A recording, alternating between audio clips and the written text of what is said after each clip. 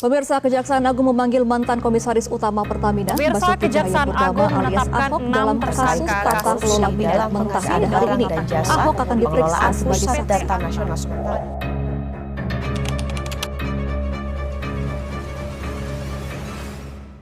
Setiap tahun, ratusan triliun rupiah uang rakyat lenyap karena korupsi.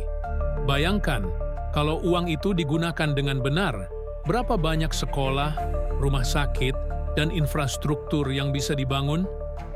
Tapi, kenapa sih Indonesia nggak pernah lepas dari korupsi? Apakah ini sudah jadi budaya? Atau ada sistem yang sengaja dibuat untuk melindungi koruptor?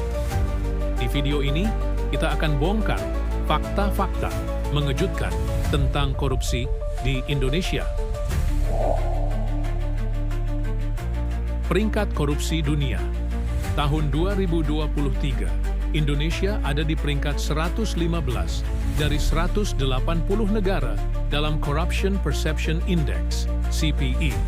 Skornya cuma 34 dari 100, jauh di bawah Singapura, 83, atau bahkan Malaysia, 47.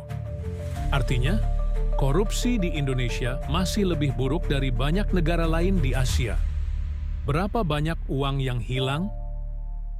Menurut KPK, sejak 2004 hingga sekarang, Indonesia kehilangan lebih dari 1.000 triliun akibat korupsi.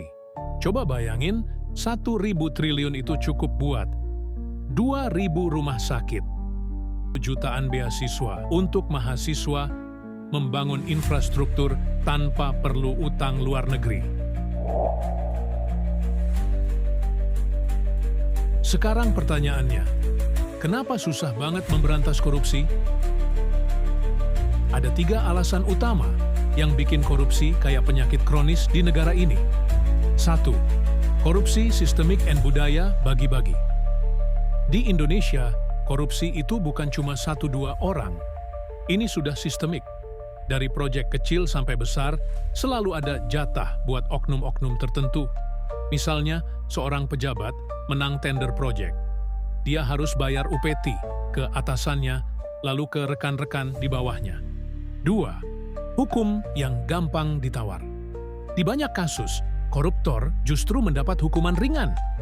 Misalnya, seorang pejabat korupsi ratusan miliar, tapi cuma dihukum 4-5 tahun. Bahkan, ada yang bebas lebih cepat dengan remisi. 3. Kurangnya kesadaran publik.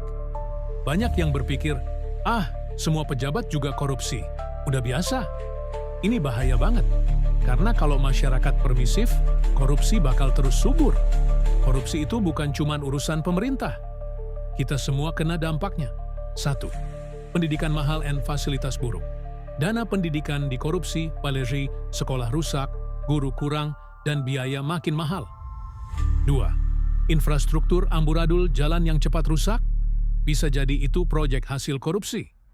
3. Harga barang makin mahal. Korupsi bikin ekonomi nggak stabil, harga-harga naik, dan akhirnya rakyat yang menderita. Jadi, apa yang bisa kita lakukan buat melawan korupsi? Hukuman berat tanpa diskon. Negara seperti Cina berani kasih hukuman mati buat koruptor kelas kakap. Di Singapura, pejabat yang terbukti korupsi langsung dihukum berat, tanpa bisa lobby-lobby. Pengawasan ketat dan digitalisasi. Semua transaksi harus transparan. Korupsi lebih sulit kalau semua data bisa diaudit publik. Edukasi anti korupsi. Sejak dini anak-anak harus diajari pentingnya integritas. Kalau generasi muda nggak terpapar korupsi, harapan masih ada.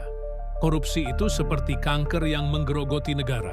Tapi kalau kita diam saja, itu sama aja kita mendukung mereka yang mencuri hak kita. Mulai sekarang, kita bisa berperan. Jangan takut buat bicara.